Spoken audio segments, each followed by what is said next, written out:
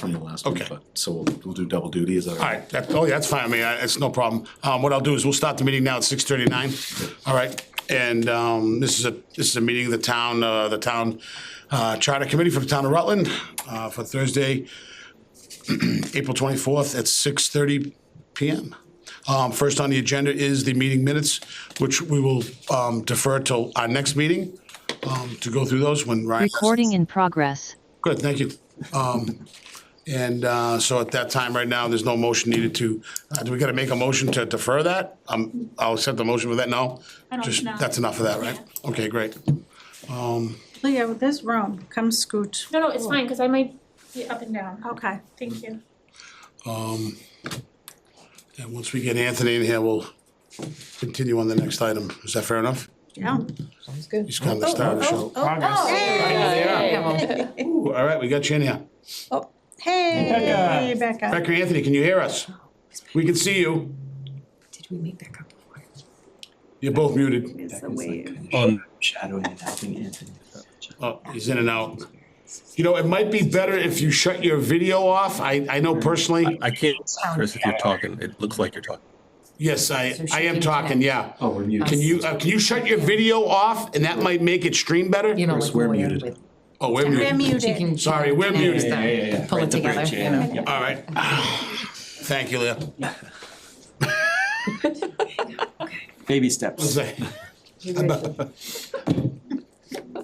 Oh, God. I could write a note. This is Yeah, hold it down. We're muted. so close yet so far. We were making progress. Oh, goodness. Oh, boy. Good thing we didn't make the meeting any later. I know. We're gonna have to move this started at 5:30, just so we get this damn thing going at 6:30. That was For why. the love of God. Buttons for punishment. maddening. You know, I was gonna, when I was wasn't driving asked. up here, I was thinking to myself, you know that old saying, "A day late, Yeah, and a yeah. dollar short." Yeah. That's me. She's Makes it really a good. meeting. It's me $10 short. Maya, we had to put her down Town last is summer, a but day she's why we only have 2 kids. So she fell in our lap. I can hear you now, Chris. She fell in our Yeah, lap. great, all right, My son super. was 2, my daughter was 4. And I All was right. like, Great, welcome, Becca and Anthony, thank you guys for joining us this evening. We just went through the minutes, so we'll start right off on the continuing the discussion of the charter. So I believe last week we were working on the election process. Anthony had some data he was gonna get from the town, which he distributed today, so that was all the documentation that we've received over the last couple of weeks for this. And at that point, Anthony, do you wanna take it over? Sure. I'll start just with, and let me just, I'm pulling up the documents. Based on the last meeting, there were some revisions to the executive section. That's the select board and town administrator section. The changes that I received from the committee was that a provision be added that the select board do the budget when the TA is potentially vacant. So I added that section. It's actually in the town administrator section where it talks about the operating budget. So I made that change, and I also made a change around and we did some research around. There were some questions about having the town meeting appoint a select board member if a vacancy occurs in the midst of a term. We did some research around the state, and there aren't any communities that have that kind of that very unique. Most communities have a special election if the vacancy occurs 6 months prior to the next, 6 months prior to the next election. You're right. But so if it happens before 6 months, the deadline is to the next election, that's when they'll have a special election, to the extent that there's anything like that. So unless there's any questions about that, I can go into the election section, but I just want to let you know that those items from the last meeting, we did research, and then we made those changes to the document based on the feedback from the committee. Great, thank you, yep. Chris, I have one question. I Yes, was looking please. through Anthony's changes. Anthony, did we, Chris, did we decide that we were, because of mass law, we needed the charter to say that the select board can't serve on another, town department. yeah, Town department. another committee? Because we did find that was an ethics violation. And so did we need it spelled out? All right, so hold on, let me, I just want to clarify your question. For a select board member to be on another committee, we have the language that like Leah and Tim that are elected officials, they can be appointed in those ad hoc things. Correct. And that is allowed Right. per the ethics, I believe. That's in here, I But think. are you under talking about section D. paid position? Nope, just like to serve as on another board. Remember the state ethics say that the select board, you cannot serve on a board that the select board appoints if you're the appointing authority. Because you can't appoint yourself. You can't appoint yourself, because that's what the ethics board says, that if you're a selectman, you cannot serve On a board. on a board or committee that. Does that you- charter say board or committee? It says nothing, it says nothing right now. Which part are you referring I highlighted, D under powers, page, John? 3.5, Section 3.5. 3.5 under powers, where I think Anthony added the part about, acting as a member of the select board shall have a voice, but no vote, blah, blah, blah. That's what we were talking about, the ad hoc business, but we don't have anything in here about, Okay, so your question is that we should put something in here that does not allow it, that says you cannot do it? Is that your question? but Michelle? I thought that's what we had decided last meeting, that we should have that. Mr. Yeah, Mr. Chair, if I Absolutely, may. please. So I would just want to make sure that, because we did discuss this at the last meeting, and then I did make a change. So section 3-8, it states, unless otherwise permitted by general law, the charter or town bylaw, no member of the select board shall hold any other town yep. office unless but it allows them to be on uncompensated ad hoc committees. Perfect, I missed that section when I was reading through Okay. earlier. Perfect, Yep. perfect. All right. Any other questions that's a great question. Anybody else have any other questions and review of this? What Anthony's updated? All right. So great job once again. That was that wasn't even a real pitch down the plate there, Anthony. That was just a warm up. Yep. So that was great. You're right on. I'll take the easy home run. You're batting 1,000, baby. You're batting You know what, I 1,000. only read it in like 5 minutes. All right, no problem. No, thanks for bringing that up. That was a good question. Just wanted to make sure. Love that you're into it. All right. And I'll just say before going on, we're a little busy now, but I try to get these to you guys sooner. So I try to give committees 2 or 3 days to get them, but we've been a little jammed up. But in the future, we'll try to get these to you quicker. The documentation. It's fine. And that's a good point. And in all fairness to Anthony, and just everybody's lifestyle is going 100 miles an hour. Just because he gave it to us, quickly tonight, if you didn't have time to do it, doesn't mean that over the next 2 weeks we can't go through it and bring something up from a week or 2 ago. So feel free again, in the essence of time and just keeping things moving. Don't be afraid to bring something back up, that you do have a question on. So yeah, so you do what you got to do, but hey, we hear you. We live your life. What else you have, Anthony? So I will. So with that, I'll take the trends to the election section of the charter. So we take this, we're going to do what I sort of call like a study period before we even sort of look at any language. And I know I've sent you a bunch of data. Before we get into the data and some of the information, I understand that this section can raise some eyebrows. And so we provide the data. We don't, we're going to go through the framework and some other information, but we're not, I don't want to we're not telling you that this should be or shouldn't be appointed or elected or this, that, the other. But we do want you guys just to have all the information, about it so that you can, so if whatever decisions you make, you can say to the constituent community, here's all the stuff that we really relied on. So this is really just the opening of the discussion. And again, areas like this can get a little touchy. So I just like to sort of set that out there so there's a placeholder. Sure. What I'm going to do in terms of the documents that we've got, we're going to just first go through the framework for elected versus appointed. We're going to talk about the elements of this framework. Then we'll go into the Rutland specific data. And again, as I sort of always say, feel free to interrupt the explanation as we go through it with questions or what have you. But I feel like the data makes more sense once you sort of look at the framework and sort of think about how we're looking at this. Okay. So I'm going to share my screen. I know you guys all have the document in front of you. But this is a framework that we've put together really for a number of our projects as committees like yours considers this question about, we're not saying that you will or won't make any elected boards appointed or vice versa, but this is just a framework for you to how you would think about it. I'll also just add that even if a board or committee or position checks all the boxes in one or two of these columns, that doesn't mean that you have to make them appointed or elected. Again, Rutland's got its own history, its own, you got your own community, so that'll sort of be based on sort of how you feel about these things. But I'll just go through this quickly just to put a little bit more meat around some of these words here. Significant versus minimal policymaking responsibility. That's an interesting one. I think people generally know what it means.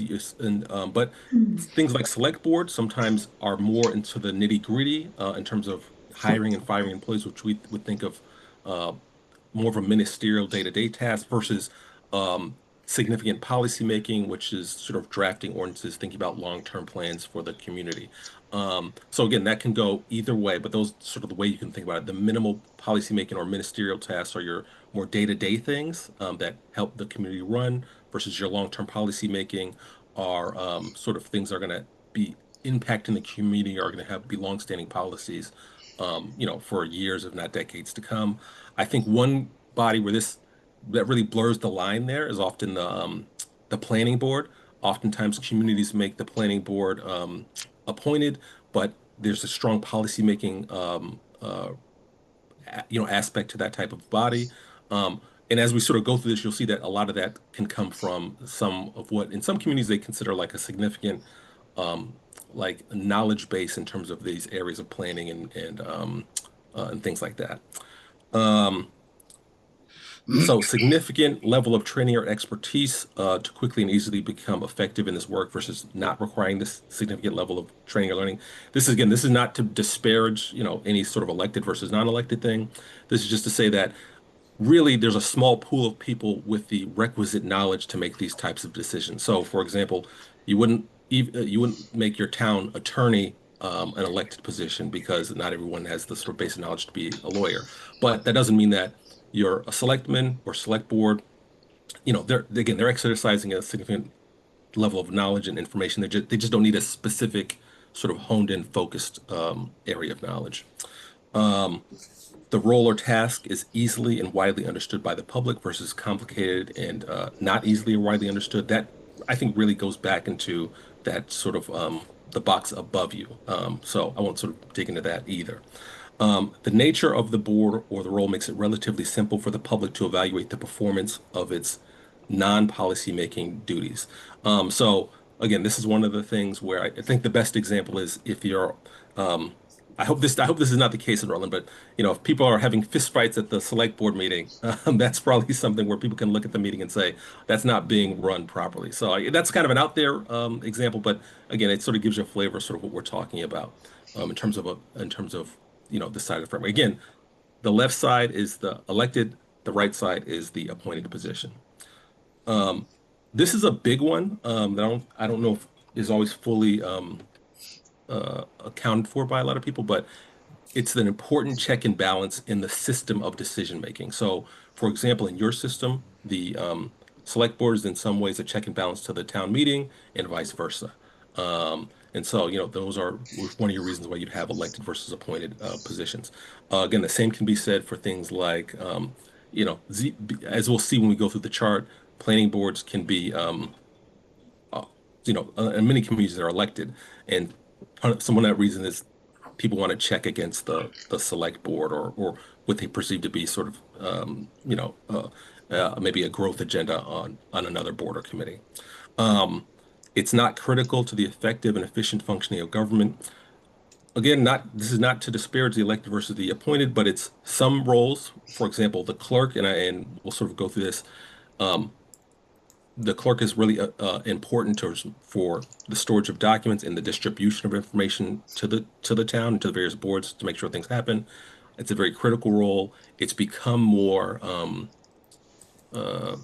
There's become a lot more now that you need to have to effectively be a clerk. There's a lot more regulations around it now. So again, a lot of communities are moving that to an appointed position where they can really vet the qualifications for that type of role. And sort of the last one, in the particular community election of the position, it historically produces a very competitive race between highly qualified candidates candidates or not. And the next chart that we look at is gonna really sort of dig into that last piece of it. I'm gonna pull up the information chart for Rutland now, but before I do that, let me just stop here. I kind of just vomited a bunch of words to you, but I just wanted to sort of go through this chart. Any questions before I pull up the other chart?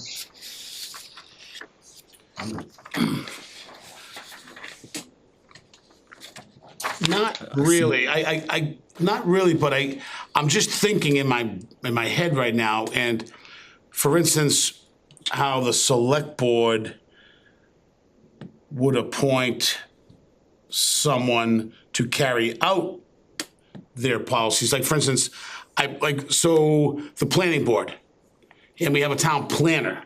Now, I believe the town planner is appointed by the select board. Hired by the town administrator. Hired by the town administrator. Okay, so that vision for where the select board, I would assume, wants to take the town in a town planning manner is kind of somewhat from the election process mandated down from the select board to the town, to the TA, to that town planner. But yet the planning board is elected. Now, I know have we always had a town planner, or that's recent over the last 10 years, correct? That's recent over the last, 8 to 10 years maybe, and I think a lot of it is more just to make sure that the planning board is following MGL and like statute wise and everything. We have the master plan that was driven by the planning board. And so it's really kind of planning board follows that with the guidance of the town planner. The planner does a lot of other things as well, but because the more and more like state law and everything is becoming more apparent. Yeah. It's more of having a staff person who's trained that has the background in kind of best practices of planning to bring ideas forth to the planning board that ultimately makes the decisions. Yeah. The planner also does economic development pieces and everything, so Exactly. above and beyond. And all that administrative work, working with all those other communities, that person, from 8 to 4, that can connect with those other people, 8 to 4, totally makes sense to me. Right. So I guess my question is that vision from the select board or from that actual planning board of where the town, or is it just a three-way kind of open conversation that it has to I'm just trying to understand in my mind. I think we've had 2 planners, right? So it's a fairly new position. Yeah. But currently it's kind of been looking towards the master plan. Yeah, guiding that. We use that as guidance. Sure. And then a lot of what is going on, it has been in the works for years, if not decades. And so it's just making sure that the appropriate processes are followed and everything. And I think if issues of the planning nature come before the select board has been kind of more and more like, hey, that's a planning issue, or or if it's a conservation issue or whatever, but pointing it to the appropriate board or staff person. The planner is kind of like that. The staff person that's available during business hours for the community members or developers or whomever to have a point of contact, but then also help guide planning as far as best practices. But as far as like following the strategic plan, the past 2 planners have really kind of followed what the planning board wants, but saying in this framework, how does that happen? Yeah, okay. Just trying to get the relation down of, obviously a good large part of the town planner falls right under, like the second to bottom one. It's critical to the effective and efficient functioning of that position to cooperate regularly with other officials, right? Right. And keep in process. So there's no doubt a lot of that should be appointed. I was just thinking internally, is that something that should be, I was just thinking that scenario while you were just describing these, Anthony. But thanks for clarifying that, Leah. It just gives me a little understanding of how that relationship between all 3 entities flow as we go into these things. All right, thank you. That's all. So now I'll share the, let me pull up the electoral competitiveness chart, okay? A lot of ones. Can you guys see the chart? Yes, sir. Okay, so, trying to see if I can make this a little bigger.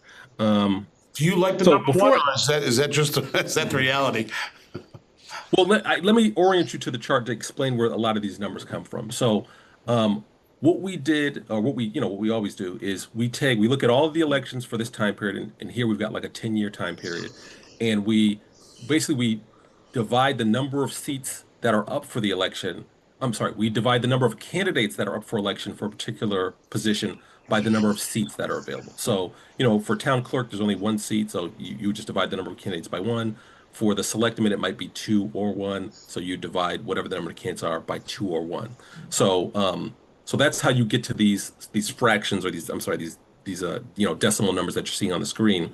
And the numbers indicate how many candidates there were per seat. So, for some years there's, I think the easiest one, if you look at 2015 for the select board, that's usually like 3 divided by 2, you get the 1.5. So you just know that there were more than one candidate for available seats. Yep. We say that a number greater than 1 means that you're having a competitive election. A number 1 or below means you're having an uncompetitive election. And the rationale behind that is that if there's only one candidate for the available seat, then the voters don't have the option to choose between different visions, right? To the extent that you're campaigning and people are putting forth their different visions for what they do in that seat. So that's why we say the numbers above 1 indicates a competitive election. The other thing that I will point out for you, as I sort of went through the data, was we also don't count write-in candidates, just because that's outside their, presumably there was a window where they could have pulled papers and ran, and so you often don't know if a write-in candidate had a real campaign or if somebody just went into the booth and just started writing people's names down. You did have in a number of these elections candidates who won as write-ins, but we don't count that towards the competitiveness score for the reasons I just described. So as you can see, of the elections that and the other thing I'll say is just because they're uncompetitive, again, we went through the chart, but I don't want you to feel hemmed in to think that you have to then say that these have to be appointed. That's not what we're saying. This number for moderator, where it's been uncompetitive for about 10 years, that's actually not uncommon for communities. But as we're going to see in the next chart, they're still really always elected. You'll see more variation as we go down here. You can see that your assessors your board of assessors has been sort of really uncompetitive over the past time period. The town clerk, when we looked at you passed a special act a couple years ago, in which when the current clerk retires, that is going to go to be an appointed position, if I read the legislation correctly. So it's up here. It says it's not uncompetitive, but you've already made a sort of change here. And the other one is sort of your board of health is also, the elections have been uncompetitive over this past period of time. Before I turn over to you guys for discussion, I'll just point out your comparator committee. I'm sorry. The other thing I'll say to you is I listed the district school committee elections here just for completeness sake. However, we're keeping them out of the analysis because you've got those pursuant to an agreement, an inter-community agreement. So they really wouldn't be something we touch in this charter process. There'd be a whole nother way for you to negotiate those agreements. So, but we're not touching those here. So I didn't do an analysis for those particular positions. Makes sense. And then how do you stack up against your other communities? So these are the comparative committees that we've been using, since we started this process. Again, as you'll see, I said before, the moderators are generally sort of uncompetitive. They're elected in really every community that has them, that is a comparator to you. Same thing for the selectmen or select board. It gets more interesting when you start looking at the other positions. There's been a trend across communities for clerks to start becoming appointed. Assessors, the same thing for assessors. And then there's a significant shift for boards of health to become appointed, and planning boards and library trustees. I wouldn't say there's a trend. What I'll say to you is that there's a provision under state law where planning boards can be appointed, particularly when you change to a city form of government. That's a council manager or council mayor. Under the law, when it talks about a city, those are really always appointed. Now, these are all towns, but I'll just say that you do see some towns as they get bigger starting to have an appointed planning board. So I'll stop here. I don't know if anybody had questions or wanted to sort of ask anything sort of going behind these numbers. I just have a statement for the assessors. We have a 3-member board of assessors, but we also have a hired appointed assessor. So similar-ish to like the planning board that has is an elected board that has a appointed/hired planner. We have that for the assessors as well. And That's the way that is now, Leah. yeah. Okay. Yep. All right. Yeah. Sorry, I was just looking at. Is that something, Anthony, that you've seen where the assessor, there's like a head assessor, is it, or Yeah, like a principal assessor. principal assessor, Yeah. and then there's 3 voted, 3 Yeah. elected, Yeah. other members? Is that somewhat normal? So in communities where you're having an elected board of assessors, there is I wouldn't say it, because it's pretty predominant. I wouldn't say it's a trend. It's pretty predominant that you will have a hired like a professional person hired as either they're called a principal assessor or deputy assessor because they're not the chair of the board, and that person is hired to do sort of I guess the more technical work related to assessments because it can be pretty technical. In communities, cities, but also a lot of towns, there is a sort of a trend to hire the assessors. So you'll have a board of professional assessors appointed, and part of that is around getting I don't know a better way to say this, but like sort of the most qualified people for this type of position, because again, assessments can be pretty complicated. So, Similar to and to segue off of the assessors piece, but also in going to some of the MMA meetings and everything, I know some communities, a lot of communities that have charters that have an appointed board of health, have it in their charter that at least one member or however many members must be, a lot of them used to be an MD.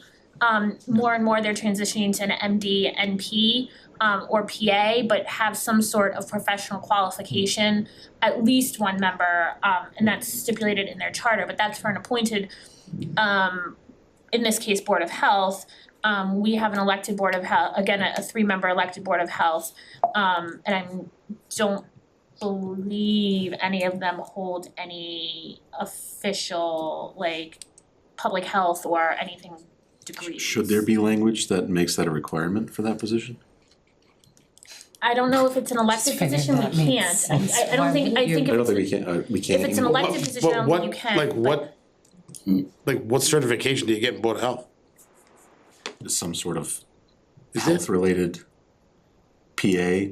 As a nurse, it NP, makes a sense nurse, to a have some doctor. sort of infectious disease background familiarity, Yeah. you know. What does our Board of So- Health do at the moment? Well, the Board of Health deals mostly with Oh, like well, they do septic, permits and stuff like septics, that, yeah. you know, making sure, Restaurants, yeah. That's my problem. yeah, restaurant stuff, Yeah. cleanliness. But they were huge during COVID. They were right? huge, and I know Scott Gilroy actually, And I'm not like knocking them. no, but I know he got, like, he, Requirements, yeah. I don't think he's got some certification, but he actually, Like, took a lot of classes too, West to, Island, you all know, that to stuff, deal with you know. those, what was going on, cause Right. it wasn't in the manual, you know, so, you know, But what I'm saying is for other communities that have some of these boards that are appointed versus elected, they have language in their charters that a certain number of the membership have some sort of professional certification. Well, I guess Qualifications. that's what I'm trying to say is, should we adopt that as Yeah. well? And like even for, just as an example, even for our Concom, which is a select board appointed committee, we now have on 2 conservation agents and a wildlife biologist, but for the longest time, we didn't have anyone that had any sort of, I mean, there's a lot of classes and education that you can do, but it wasn't and isn't required. Sure.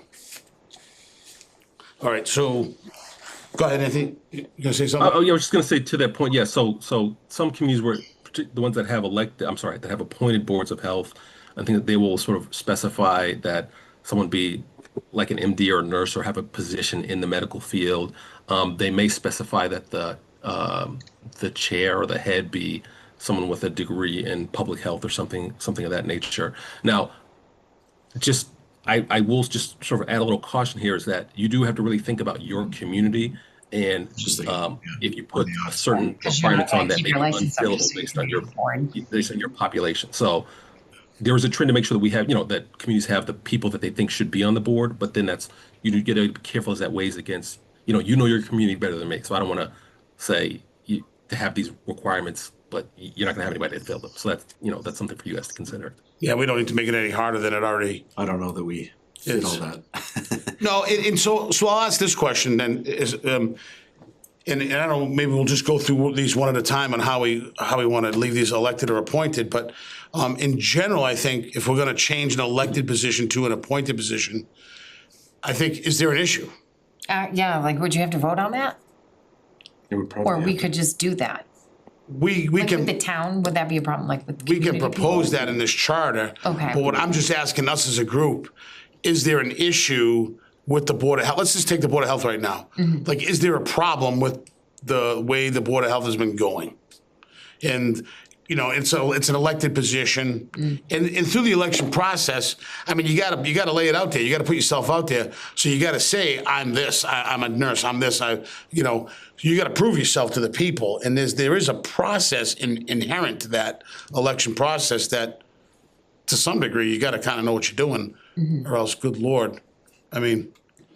It almost seems like, and I don't know, maybe off base, because I'm not a medical person, like, that it's like we're operating as Board of Health, not like a public health. Like, Yeah. naming, like, it's not like a medical appointment, it's almost like Yeah, a procedural Board of Health versus public health. I'm not saying that a Exactly. public health Yeah, I think person that wouldn't is two be, different things, yeah. like two different things. It's Because when you said septic and But, that, it's like, it's like, in a not COVID. city, you can You know, obviously have yeah. the capacity to have like, Yes, both. almost like two Make it- distinct units. Making sure the restaurants are clean and things of that nature. Yeah, It's- versus public health. Versus, stitching someone up at a baseball Hepatitis is on field, the yeah. key. Okay, I have a question. Yeah. I'm looking at the Board of Health page on our website. And so we have, the Board of Health has an administrative assistant, who I'm assuming is a paid position? Yes. And our health agent, is that a town paid position as well? Yeah, it's paid out of the revolving fund, so the health agent usually does like the title, not like the Title V, like septic inspections and Okay. the perk tests and everything like that. I think I think that's generally Yeah, it's what- not a full-time position, No, right? it's like a. They just come on an as-needed basis. And what other things do they do, the health agent, do we know?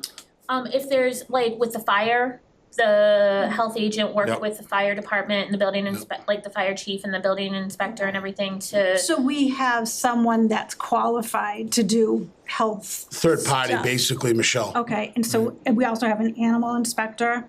Is that a paid position as well? I think it's stipended maybe, but the stipend may have been removed in the new budget. I mean, it was a minimal. They're working for free now, they don't know it, but they're.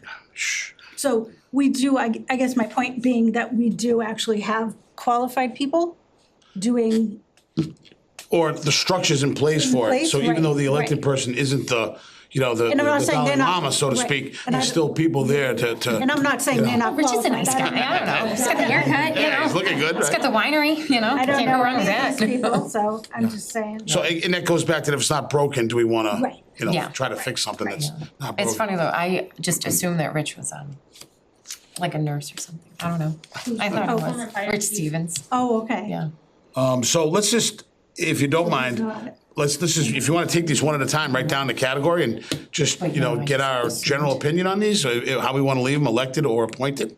Is that safe to give Anthony this feedback, right? Like, so moderator, I mean, do we wanna leave that as an elected, or do we wanna leave that as, do we wanna change that to an appointed position?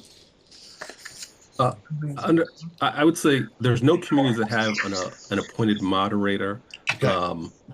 So I'll just leave it there. Sorry. Yeah, okay. So it seems like just leaving that as is, elected position, the same thing with the select board, right? We don't wanna, I mean, that's gotta stay elected. Yeah, that's gonna be. Yeah. That's kinda a couple no-brainers there.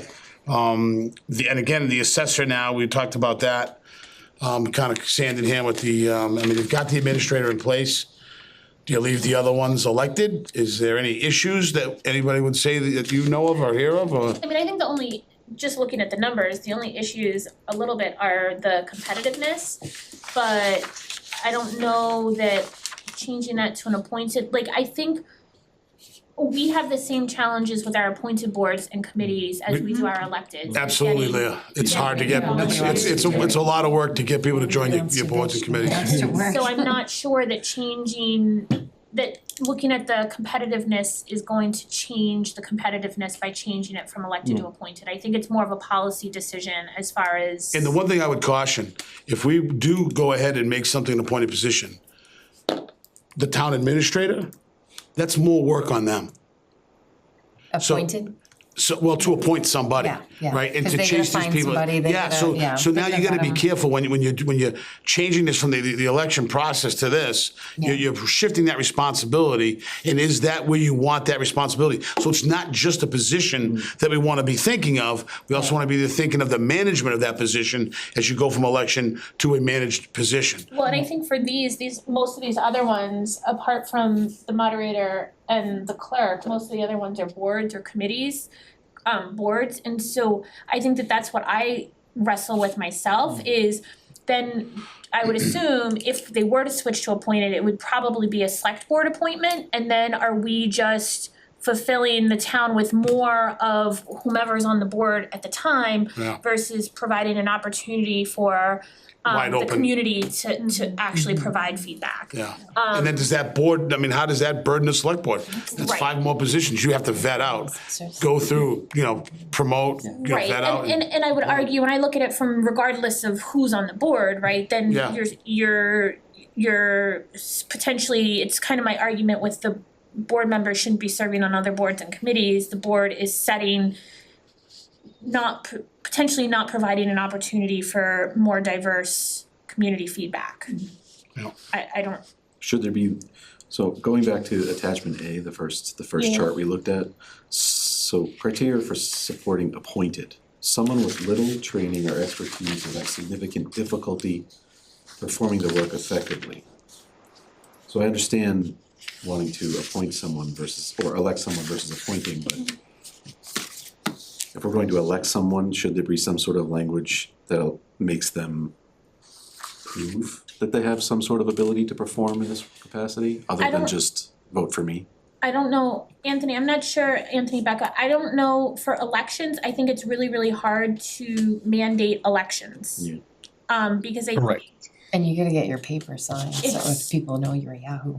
Yeah. They're not gonna sign your nomination. And that was kind of my point before, the process of an election almost brings that out, because you're competing against her, all right, so what are your qualifications? I mean, who's bringing it, who's got Bring that it? up because isn't the whole point of what we're doing to put it in paper? True, Right. good point, Right. yeah, So good that's the point. only reason I, And I hear that, like I'm not minimizing that at all, but I think by the nature of elections is that. totally makes sense to me, I just, If it's competitive, which we do struggle with, so to that point, then. Right. Yeah. Good lord, you better just take what you get, right? No, just kidding, but no. sometimes, But how That's could you what- say, but- but you could, how would you say it? I don't Yeah. really know, I guess. Well, one thing to sort of think about, and again, it's when you think about it, so you're not, for an elected position, you wouldn't put anything in there about like limiting the pool other than usually residency. Right.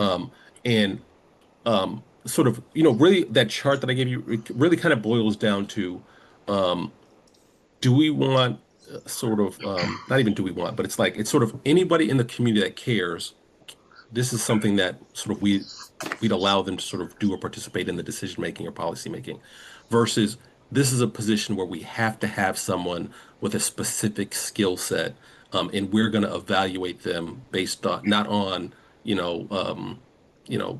their care or connection to the community, but based primarily on that skill set. So again, the good example is like, there's not really a way where you'd have like your town attorney be an elected position, because they at least have to be an attorney. And so, for historically, you're filling in some of these positions, sort of Board of Health. The Board of Health have really grown in terms of sort of their scope and the things that they have and are sort of in charge of doing.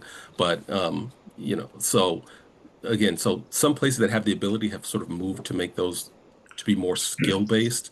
But it's, again, it's not, for all of these, it's not necessarily, by making them elected, you're kind of not necessarily saying that we're necessarily, that skill is not that it's unimportant, but like you said, you've hired a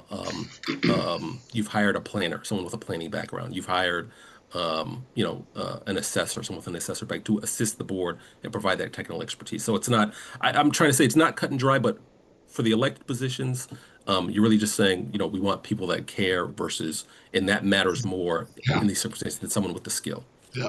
And that person with the skill can be someone outside the town, but they have the knowledge and the wherewithal of how to manage and how to do these details, and or the maybe it is a degree, or whether it's legal or medical, et cetera, for whatever entity board you're talking about. And I think maybe that's where we should focus, to Ryan's point, the criteria. That, right now, these boards have administrative assistants, so to speak, whatever their title is. Department heads or Department head, something, yeah, whatever you call it. So we kind of put that framework around that position. That person has to have a set of skills or some type of level of ability that can guide the group that's elected. And because quite honestly, think about it, as an elected person on the board, you're not there every day in town. You're at your job doing your thing, and you may get a phone call here and there, but you're relying on that person, the administrator, to deal with these details and keep you, like Leah said, keep you following MGL and doing the due process correctly. So maybe the framework and that wording could be around those positions. And I was just gonna say, looking at these elected boards, the assessors have an assessor. The select board has the town administrator, the assessors have an assessor, the board of health has a health agent, which is a little bit, probably the least number of hours, kind of. Yeah, and that's almost like a third party. Right. Which is cool, but Right. it's still just as effective. Right, the planning board has a planner, the library trustees have the librarian, Librarian. so, and then the school committees have their superintendents and, Which is yeah. right, another whole, so So- in a lot of ways, They are supported Right. from a skill set Right. requirement point of view. So if we have that, why don't we just make them all elected? Then the select board doesn't have to deal with it at all. Yeah. Listen, I'm looking at this like the, Plainville, Ware, and Townsend do that. no, I think right All now, the positions you're looking at are currently elected, all the positions on your chart. We elect everybody, but the assessor is You elect changing. Everybody already, Yes. except for the assessor. Except for the No, the assessor. clerk, the clerk. I'm sorry, the Clerk clerk, is- thank you, Leah. right. The clerk is changing through that, right, Then we for don't the really special have to act. mess with, yeah. No, well, you're right, Ryan, No. but you say not mess with, Back to but we the can electing tighten the up the town language clerk. on those administrative positions. I think clarifying and tightening is fine Right. without changing. Kind of just making sure we've got good leadership and skill sets, helping us, helping these And it could be department like boards. not an obligation, right? It's just, it's encouraged that, or it's recommended that. Correct, to this the person who right, right. appoints this person, Right. if it's the town administrator, the select board, right, Richard, that they're gonna get a highly skilled, Right. not a first grade math teacher, a physics teacher, there's a difference. So let's get that person that's right for the job. Yeah, I think the only one we had the issue was, it's going back to a couple of meetings, is that I think a lot of us were unaware that the moderator appointed all the finance committee. And not saying the people on the finance committee are very qualified, Yeah. but I think most people were kind of surprised that one person and not Yeah. the select board did that. Right. And then that was the introduction of that. But that's the check and bylaw. balance. Yeah. Yeah, I know, right? but Yeah. but I think that was the only one where it's an elected official appointing One person just saying, keep it the way it is. appointing the, Yeah. the entire finance committee. I mean, obviously it gets, they have to go to the select board after that, right? That's the process, Current correct? process is that, I think Yeah. some of the conversation with the bylaw committee and even for us is what that process, like for us, Entail. meaning charter committee, looks like. And I know for me personally, I've spoken to the bylaw committee personally, cause I couldn't make the meeting because we were in Right. this. Right. And I haven't had a chance to talk to like the finance committee or the moderator, but the way it was originally sold to me and I haven't been in town forever, is that the moderator and FinCom are kind of the legislative branch of government, and town meeting and they're responsible to town meeting. And then select board and town administrator are the executive branch. So to keep those two very different, if we were gonna look at changes, I always felt it odd that select board needs to ratify FinCom appointments because it's mixing those two branches of government. Okay. And so if anything, and this, I haven't spoken about it to anybody, my thinking would be have the moderator follow a similar process to what the other boards and committees do for recruiting volunteers. It's an online process. It goes directly to the moderator though, so there's no other input. It goes, but there is a chain of whatever. Then the moderator appoints at town meeting as one of the first agenda items for a term set for maybe the next fiscal year. I think that's how it generally is. And town meeting ratifies. Okay. Then, because that to me then takes it as a town, keeps it as the legislative branches ratifying it and keeping select board out, because if we are trying to have two separate, the checks and balances and everything, then that would provide an opportunity. Currently, the moderator appoints at town meeting. It's generally one of the last articles of business. Sometimes it's a little chaotic. And then generally at one of the next meetings, the select board ratifies, but it always has felt weird that if we're trying to keep it the way it was sold to me as two separate checks and balances branches of government, that select board is involved at all, that really it should be town meeting. Okay. But that's, like I said, I haven't. No, that's a really interesting Yeah, idea though. because That makes sense when we had the, think about it. the individual from the town finance committee, it was kind of like we all found out at that moment, and the more we go through the process, the more we kind of understand it, or at least I, Well, you and understand. me found out at the meeting. Yeah, so Maybe everybody else knew. maybe other people knew, but like, you know what I'm saying, like, I don't think that we've seen anything that doesn't look like appropriate here, but that was kind of just, and I'm not saying it's not appropriate, just that we weren't aware of how the process works. And I- Yeah, Anthony, the finance board, we still gotta get to that, right? Is that correct? That's correct. That would be the next section after this. All right, Okay. beautiful. So let's Then not go okay. too far down this tonight, but That sounds at least good. it's good that you guys are way ahead of the game. I love it. We're teeing this up, so it's nice and easy. Next, I like it. Well, I think because they Frank, jumped way the to keep gun and moving. got to us So that was first. her explanation. I know. So back to these, are we under the agreement then, from what I'm hearing, just on these positions, leave them the way they are and let the town clerk though fall out into that appointed position? Yeah, and I think part of the reason for the town clerk going to appointed was more and more requirements are, the town clerk is becoming, and I think Anthony spoke to this briefly, is becoming more and more kind of technically heavy and needing a lot more qualifications than years ago it was. And does explain this to us all, does the town clerk really support the town administrator, or is it kind of a separate position? It's kind of a separate position. The town clerk is really kind of the records keeper and everything. There's a lot of certifications that are required now for the town clerk. Certifications for town clerk. Yeah, Really? and so I think, and I would have to go back and read the special act language, but I think the special act language is that it would become appointed, meaning the town administrator would hire. Higher, but yeah, it would- that's, it- yeah. And that's why I keep saying appointed hired versus appointed like board, because it's weird, right? Right, because it seems like, we're appointing a person and it's not a paid position, but we're appointing. So the town and hired. clerk is not a paid position. is. It is. Oh, It It's a is. hired So it's a position. hired, Yeah, okay. yeah. But it's elected, so it's currently an elected position. Yeah. That But- receives a full salary. Right. It's, Yeah. I think, the only elected position that receives a full salary. All the others were stipended, however many EDs there are to that.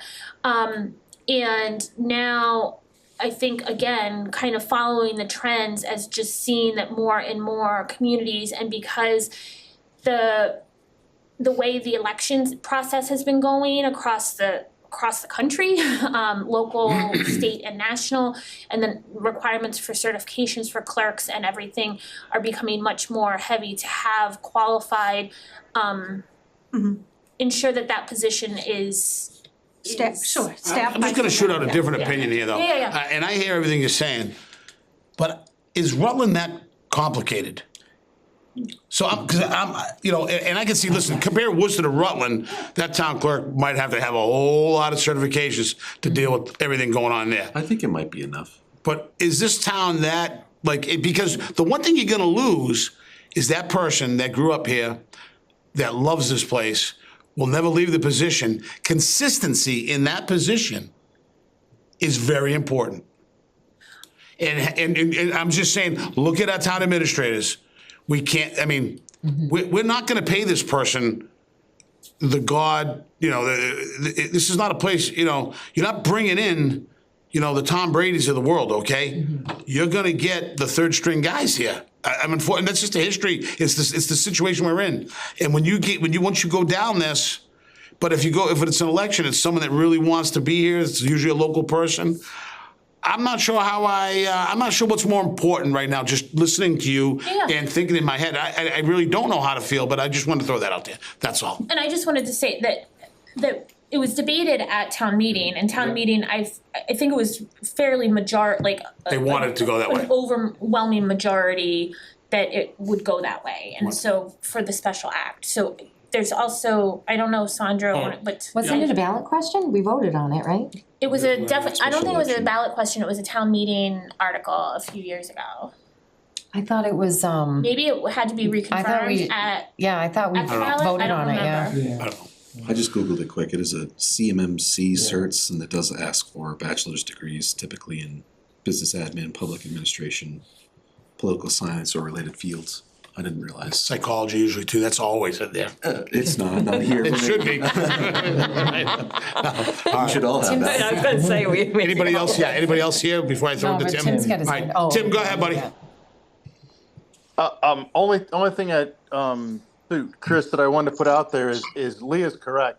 I thought we had this as a warrant article that was, just information for the charter committee, that it was an overwhelming response that because of not so much for Rutland, but the qualifications that are needed just to be a clerk in any town in the state of Massachusetts is so heavy that it should really be a appointed, or actually I called it a hired position, basically hired as an employee of the town, because the clerk already has a salary based on from the general fund. So I'm with you, Chris. I'm sort of a little bit. I want the person from Rutland that knows Rutland, but all of those qualifications that's needed for a clerk, sort of really, you've got to be sort of what's the word I'm looking for? Pigeonholed into wanting to do that job. So it's going to be that one, if you want to call it special person. So I just wanted to reiterate that I think the town had decided that upon Nita's retirement that they were going to go with the appointed or hired position moving forward. So And that is the town administrator that hires that person, is that correct? I believe so. I would have to check the special act language, but I believe because it's an appointed / meaning hired for Sure, a yep. position, and the town administrator is the chief of Okay, staff. so to give Anthony good direction here, is it this committee's belief that we just let that roll as it is? And whoever that is that appoints that position, should we ratify that in this charter? Do we have to do anything, or we should probably put something in there, correct? Well, Anthony? oh, sorry. Yeah, no, go ahead, please. What we'll do is, again, if the will of the committees, we'll put in all of the, at a high level, because again, a lot of these positions that you currently have are things that are sort of really defined in state law. We'll put in the terms, we'll put in the size of the board, and I can draft that language for the next meeting. With the clerk would really always usually show up in the charter. I'll just put them in another section for the appointed officials, and I'll pull the language. We've got the special act, so we can pull some of the language from the special act to fill it in and present it to you for approval. Great. Yeah, Chris, that's the other thing I want to say is that with the clerk's position being it's so important to the town, I'd almost have a two-phase, have the town administrator go through the hiring process, but the ratification with the select board to make sure everybody's on the same page. That's my opinion. What is the special act now? Do you know? I don't know off the top That of seems my head. laborious to me. I don't know off I mean, the top of my head, and In all, and Tim, I understand what you're saying. That would not be, generally speaking, that would not be my That's what I'm opinion. saying. I If thought you that's hire what someone to we do the voted on. job, I could've you sworn let we them do the voted job. on it was you either And let the clerk do it or. because now you're doing that person's The job, I sitting just, clerk. I You don't asked the know. TA to do it, and the TA did it, so let it be done. Let it be, yeah, and don't if it second doesn't guess work, any you of fire the the TA zoning. and you get a new TA. That's what I thought the vote was that it was the clerk, it was up to the sitting clerk to appoint their Oh, person. Does, and nobody else remembers that? I'm That because sounds I honestly promising, if it's don't. I like that. How would that happen? Yeah, yeah. That's why I remember it. Listen, it works really, you know, Because I was so like, seriously, no. in all seriousness, I know it kind of But if sounds somebody- like if somebody a had- boondoggle, Yeah. but if you got the right person in there, If you're already grooming them, then that would make then sense. they groom the next right person, and then and the consistency flows. You got a good But I quality thought person. that was there. what, I thought But if that you was. gotta- It does, But if you got a shyster in there, I get have out, the burn the place down. special act, I just have the Thank you. special act. I'm just putting it on the screen. This guy's quick too. So it's the select board appointing the town clerk. Oh, the select board does? Cause that was the one question that we never got an answer to. That way down. Approved February 21, 2024. That's different than what we've been talking about. The Yeah, it select is. board's in charge of the clerk. Okay. Yeah. So I'll just tell you that it usually is either the select, in the case of appointed town clerks, it's usually either the select board or the town administrator appointing the clerk. We generally recommend that, when we're talking about turning the clerk to a appointed position, that's really sort of bringing them really more fully into the universe of employees. So, you're investing the executive has the day-to-day management authority. So, we would recommend that they do the hiring, firing, discipline. We would The select encourage people board. into that. You're saying the select board or the TA does that? Yeah, one or the other. I mean, the TA is in many ways an extension of the select board. So, Yeah. one or the other. If you want a strong TA, then you would invest that with the TA. But I mean, here it seems like Rutland, relatively recently, just last year, made the decision to appoint and put that authority with the select board. That's a good point. I mean, this was just kind of voted on. Yeah. And Anthony, that hasn't been approved by the state legislature, correct? Yeah. No, it has been. Yeah. It has. 21st, 2024 is when it was Yeah, approved. yeah. Yeah, approved February 21st, 24th. So I think it was the Oh. spring town meeting from 2023 that it went, because it was definitely a annual Okay. town meeting that it was at. Perfect. I couldn't remember if it was a year or two ago, so it's been 2 years. And I guess if the town clerk really doesn't work for the town administrator or underneath them, right? If they operate, level next to each other and have a totally, if the duties of the town clerk don't fall under the town administrator, then they probably shouldn't hire that person. Correct? Well, yeah. I mean, again, it depends on the structure. In some communities, they want they want really to put the town administrator or town do it manager. all. He's like the recruiter to top. get Do good it all. people in, Yeah. yeah, Right. if I understood him. Yeah. Yeah. And I think in some ways, it's just if you have someone who is chief of staff, you want them to be able to be empowered to manage their staff.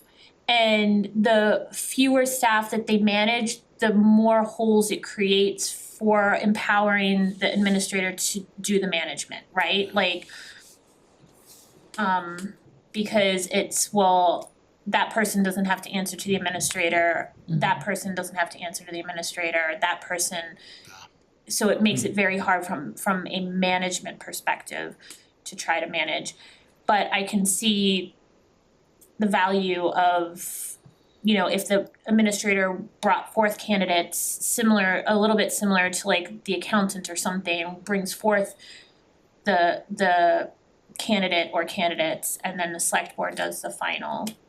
So basically, Which the the way town it's- administrator brings the candidates to the select board and they hire from that point. Right, right. Okay. Which is what is going to happen. Right. Yeah. The select board is gonna do it, but they're gonna tell the town administrator to do just what you said, right, Barbara? Just Yeah. go out and get 3 candidates and we'll vet them out. Yeah. I think and again, this has been my consideration for previous ones also though, is that the more the more political influence the board has on positions, sometimes the harder it is to recruit or hire for positions, especially in such a competitive municipal market that we have right now, and I don't see an end to it just based on seeing what's going on kind of in the pipeline of stuff. And so, you know, whatever the pleasure of the charter committee is fine, and this is, you know, Tim and I both said that this is a new special act, and so it's what was voted on strongly at town meeting, so. Can't argue that. Yeah. So I'm hesitant to change too much. Me too. And let it play out over 5 years, and if the next charter committee wants to change it and tweak it, Just gonna say then, that. you know, Yeah. then they look at it that way. But right now, the fact that the people have kind of have it that way, Right. Should stay.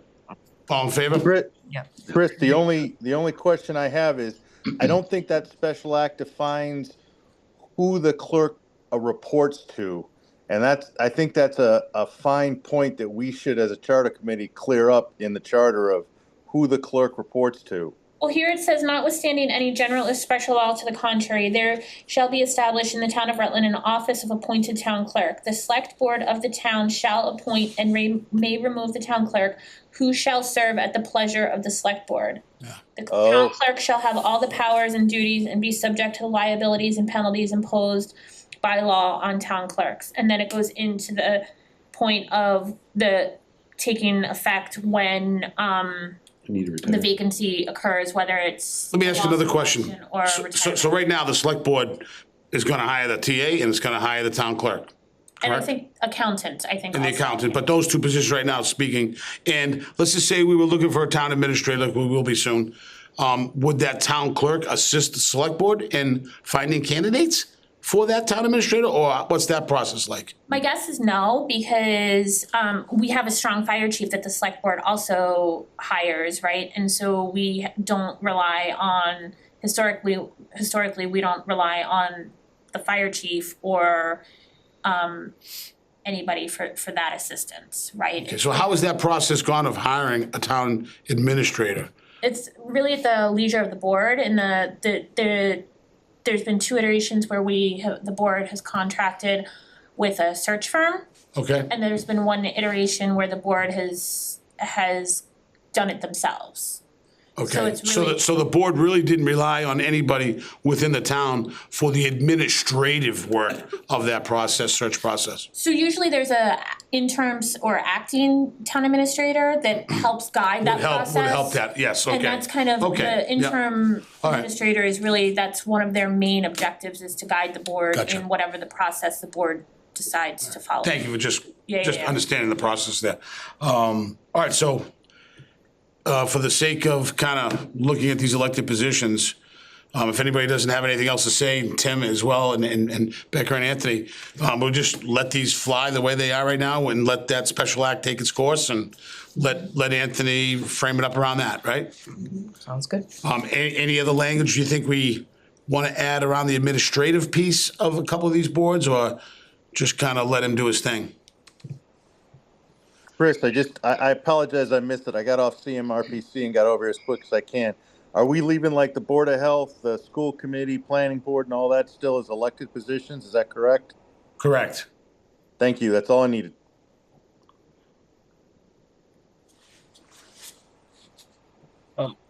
So I think what I usually recommend around these, again, employee-related positions that are supporting the boards, not to really to specify that in the charter. You're gonna, for one reason, I mean, we can if you want to, but you know, that really allows flexibility for the select board or the town administrator to fulfill the positions in the roles that they think they best believe. So I mean, you think like they'd hire someone with, or you know, they'd encourage you to, as you've done, hire someone an assessor or planning background to assist the board. But you sort of, you know, you've got an elected board, you've assigned it with its scope, and then you leave the people who have day-to-day control, which would be your select board and your town administrator, to make sure that the board is supported so that it can succeed without necessarily identifying that fully in the charter.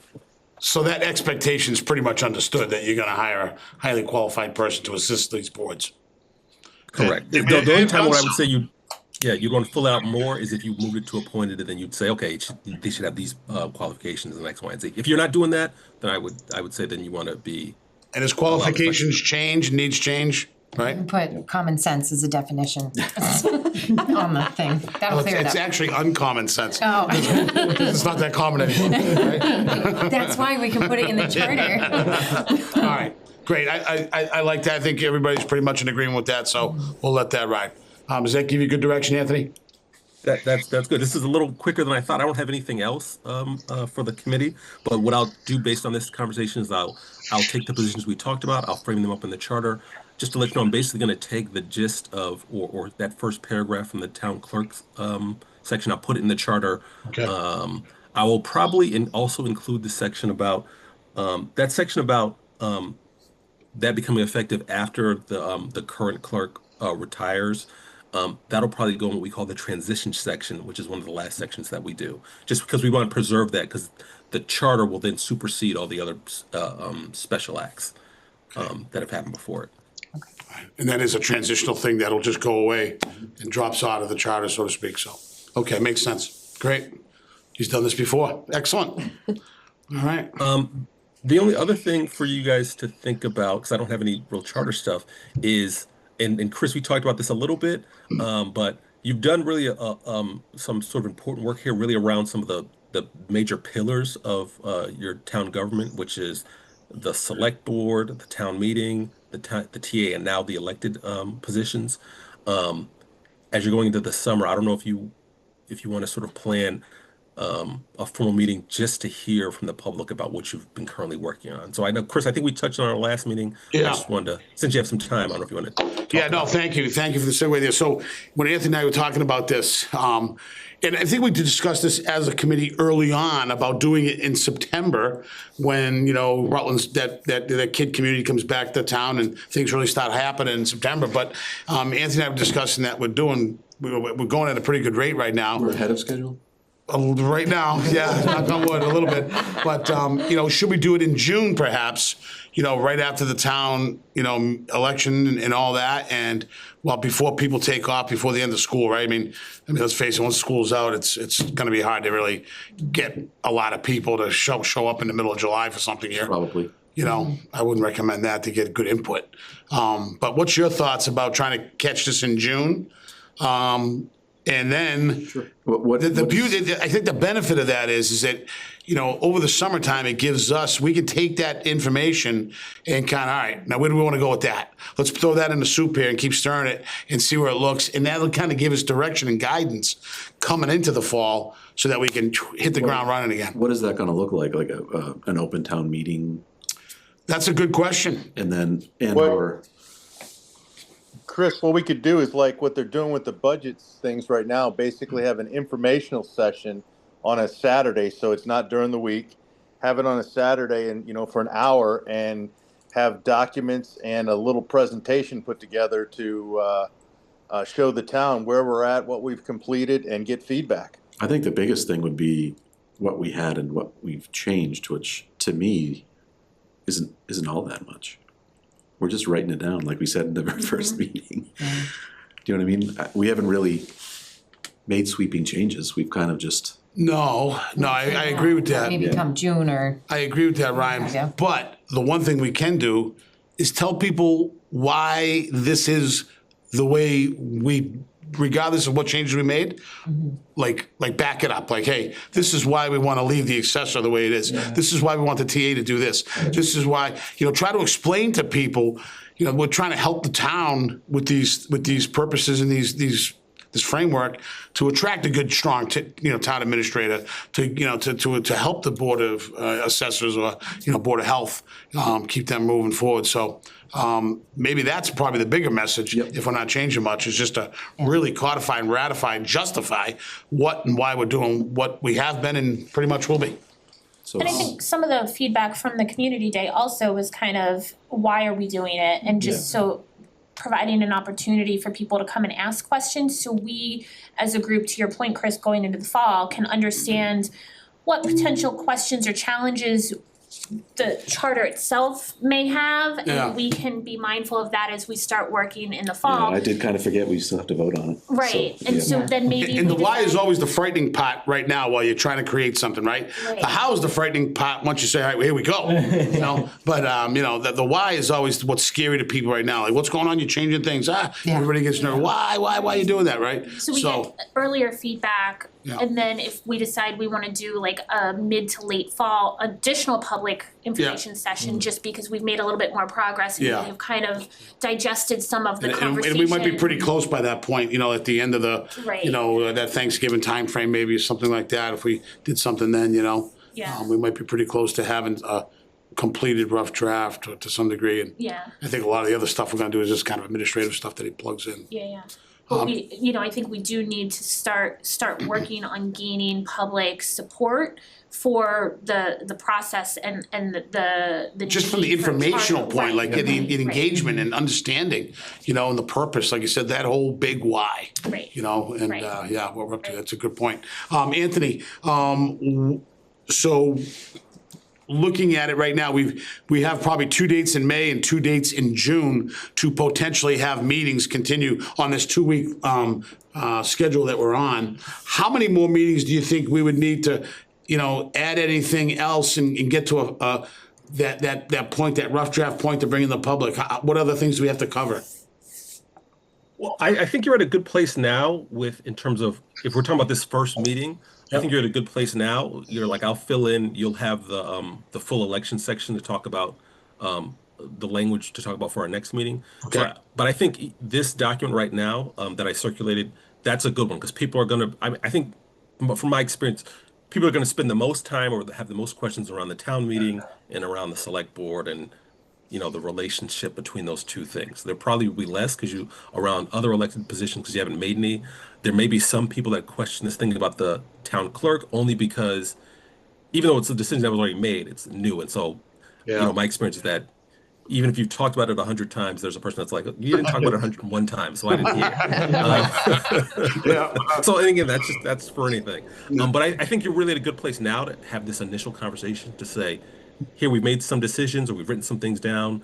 And what do you think? And you know, what are your concerns about us even writing it down? And then you can sort of incorporate that and think about it. At the pace we're going, I'm assuming you might slow down the summertime, maybe take one meeting in the summer. I'm not saying you should, but that's, you know, what I see people doing. But at the pace that we're going, we've really got, we've really only got, 6 more sections to go. I can tell you that the general provisions and the transition provisions are pretty rote. Like that, there's not a lot of, there really isn't usually too much disagreement around those. They're pretty standard sections. So the meaty things are going to be your finance committee, your financial procedures, and your town elections.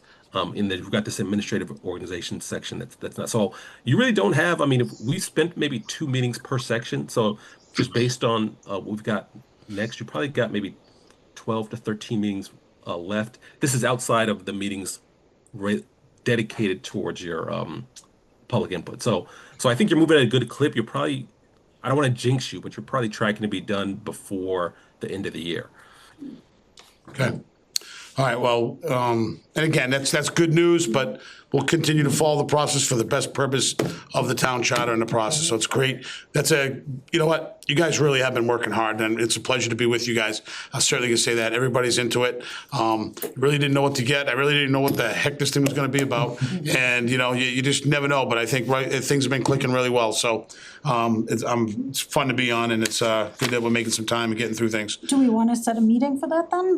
I think we should, Public info? Well, you know, That's what I was just looking yes, and let me say this, if we spend the next couple weeks going through what Anthony just put out, the draft right now, he'll add to it what we discussed tonight, but that's minimal, right? And then maybe we can have a meeting in 2 weeks to really just go through this, maybe, Anthony, the draft, and just kind of, like, is there any questions? Go through it, anybody go through it over the next couple weeks, do your homework, and then we come back, if there's anything we want to, you know, fix or question Anthony on, and really dig into the details, before we put it out there, let's make sure we're rock solid, everybody, right? And then we'll, yeah, and then maybe we can start thinking, certainly, Well, I was just looking at. And you got a great question, Michelle. What's the best time to do this? I mean, so in 2 weeks from now, what's that?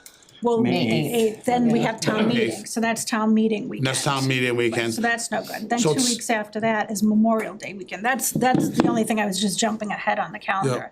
So, Yeah, go The ahead. one thing, Chris, that I've noticed that that the town and everybody needs to do better is, basically sell these informational sessions. So if we pick like the first week, that first meeting in June or that area, that'd give us almost a month and a half to get it out on social media, to get it out on the public to know that something's coming up. And that still gives us 2 meetings to get everything put together. So I think we use that first meeting in June as our target, no, where the kids are still in school.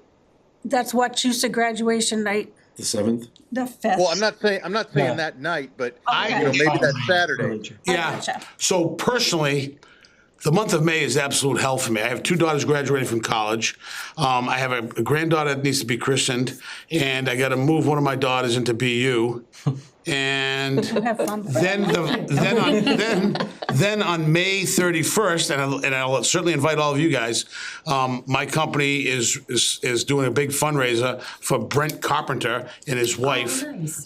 Scott, his dad, is a foreman. He's been with me for 20 years. Scott's a great guy. So my company, we've got Lilac Hedge up there. One of the guys in my company is bringing his band up there, and we're gonna have a cornhole tournament. And so we're having a huge thing on that Saturday. So maybe we do a couple night things and a Saturday. Like, honestly, I don't think one's enough. Yeah. No. Yeah. I think if we can get this thing nailed down on the 8th, like you say, and then all Anthony's got to do is just do the final draft, and we're good to go. We're ready for showtime. We could be meeting with people over the month and certainly on the weekends, but I don't know. Do we hit certain boards? Do we just kind of pop in? I mean, I don't know how to get this word out there. To Tim's point, you gotta go knock on doors like to get people there. I don't know. Or it could just be a posting with frequently asked questions, and we can try to decide A what fact sheet, people yeah. might ask us, Yeah. so they can read ahead of time. I always think everybody comes to the Friday night concerts, but they don't, and I understand that. But we do have some bands that like a lot of ton of people come. So if there was like a fact sheet or something like that, be When like, do those start? June 20th. But I'm like July 11th, Midnight Riders are coming. Like that's usually a pretty sweet turnout for people. But just like informational stuff, and even just The sports are pretty happening right now with the When's opening day? baseball, What are we doing? softball, Yeah. Saturday, but Crazy. right? weather doesn't look good. This Saturday? Yeah. oh, that's Yeah. awesome. And quite That's what I was honestly, thinking. Marshfield is another good spot to. yeah, quite honestly, that's the kind of target audience that's really busy that we need to kind of, I think the older somewhat, once your kids are kind of, you got more Council on time. Aging, So, all those places. That's great, but but they're kind of in tune to what's going on. They Yeah. kind of pay attention. They got some time to do that. The everything. young parents, I mean, I just listen, you gotta try to hammer it to them and bring them in a little bit. And, listen, it's not easy to get here every night, so. Baseball Monday, Wednesday, Friday. Yeah, Saturday, Sunday, Monday, Tuesday, Saturday, Wednesday. Sunday. divide and conquer, did he? Like, all right, I'll drop One off day you and get tell off, you pick you him don't up. really want to come here and start, telling people about this, right? Track Thursday, soccer Monday, yeah, I know. Yeah. Do you have, So, like, 200 kids? Yeah, 2 kids. but they play on 20 teams. We made that mistake one year, just once. All right, so let's, it's 8:00 right now, Do just homework, about go there. over draft. Yep. Let's, Oh, so your May is full, so what does that mean for Well, and listen, I don't have to be there either. I mean, you guys, For the May 8th meeting, or? well, no, I'll you be mean there just for the 8th meeting. okay. I'm just saying on the Saturdays and Sundays Gotcha. are pretty crazy for me personally. Gotcha. I But know we, sorry to interrupt, I Yep. know we had kind of, when we were doing the budget hearings a couple years ago for the override, and then even for when we were contemplating the budget hearings for this year, Sunday afternoons Yeah. kind of seem to be better to try to hit more people. Obviously spring sports are in full swing, so Yeah. that's a challenge, but Saturdays seem to have a lot more people going a lot of different, more directions, where Sunday afternoon, kind of after church services and stuff seem to be a little bit more appealing to a wider swath of people, still not everyone. so the town meeting's right after the May 8th, right? That's the whatever the 10th or something, the town meeting's the 10th, 11th? The 11th, yeah. Yeah. Can we put an announcement out at that? Why not? Yeah. If Randy will allow us, the All right. moderator. Maybe, the moderator, we can be convinced that, he needs to just, Are we We'll on the- tell are him we on the it's gonna be an short appointed position if he. Or is it an appointed, wait, which one? he's elected now, but he's gotta be appointed. He's gonna Yeah, be he's appointed by got us. 2 years. He's not gonna worry too much. That's great. I love it, Sandra. That's right. But maybe we can get the message out to the people there, Yeah. and then maybe so let's for that May 8th meeting, let's do our homework here. Put some thoughts into some timing. Look at your own schedules too, okay? And let's come in with your own schedules, and we'll matrix out something. We'll find some dates we can pull this off. But let's just put some thought into it. We're not going to solve it right now off the shooting off the hip. Sound like a plan for going forward, and Anthony will have his thing all drafted up, ready to go, and I think we'll be in good shape to get this thing ready to roll. All right, so next meeting, 6:30, 5/8. 5/8, yep, 5/8. yep, you got it. So 6:30, 5/8, 6:30, we'll be here again. Here. And, yep. And let's praise the media. We have Zoom, we have feedback, and we have taping, and we have live discussions. Yay. Maybe and get a then- word in edgewise. And then, hey, also, one other component to think about, not just your schedules, but let's think about how we can use the town website and how to connect to them. Lee, you could probably be instrumental in this, and Ryan. Like, who do we drag into this from the town to get this out through the town's informational got an portals? All right, so we can hammer that out there, and then we'll hit the sports and all those things, get that word out there, and then set up some dates, because you're not gonna get everybody with one. We're gonna have to do this weekends and nights, I think, probably better. And we'll get some dates over those 2 months. Chris, I wanted to mention something that really worked well for the town planner, Yep. is that he and Tamika worked together, and they've made a little 5x8 cardboard flyer with a the scan QR code on it, so people could walk up and click on that and go to, in this case it was a questionnaire. But we could do that and have that go to the website to show what work we've got done on the charter, so people could go right to it with this QR code. And then you can just put it on a table. You could put it at the town meeting on the table, things like that, and people can just walk up with their phones and click on it. Boom, they got it. It's just a thought. Tim, I did something like that at the Community Expo. It took people to the town's webpage for the charter committee. Obviously doesn't have the draft charter info, but I already have the template for it, so Terrific. it would be easy enough if we I don't know if we wanna put that on the town webpage yet, but Once we get We this, should, because be Oh, you transparent. should get put this the- out the there. meetings, Yeah. yeah, once we Yeah. finalize this after the 8th and Anthony cleans that up, that's the one we'll put on there for the informational. Yeah, and Again, that- informational. Right, and then we Yeah. put the flyer, ask, like, Little League, if we can put the flyer at Marsh Yeah. and like at the concerts on the Common, Yeah. and, put it around, like, the library. Yep. Council on Aging, I was just gonna say, I know the town administrator usually, the last Friday of the month usually holds like coffee hours at the Sure. Council on Aging, so it's during the Spread the day, word there. but that would be an opportunity to hit that population. You can airdrop them. So that would be like the end of May, probably sometime. So think about all those aspects, all right? We'll write up a little agenda around that. I don't think it's gonna take too long to get through, the revised edition here, if we do our homework. This is pretty clean, we've gone through it, so I'm not expecting anything major there.